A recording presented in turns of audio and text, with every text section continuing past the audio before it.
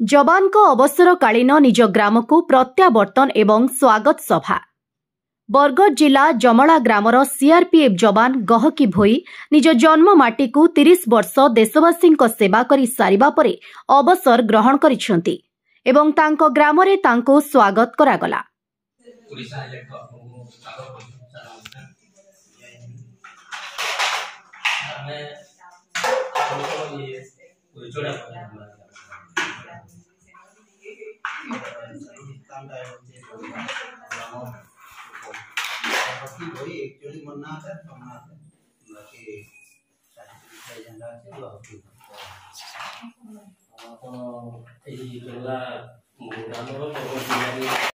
बरगढ़ कृपा Sindhu Mahanti report Odisha highlight समाचार। खबर दुनिया रे जोड़ी हेबा पाई सब्सक्राइब करंतु ओडिशा हाइलाइट समाचार को आउ दबे दियंतु बेल आइकन को सर्वप्रथमे खबर पाइबा पाई।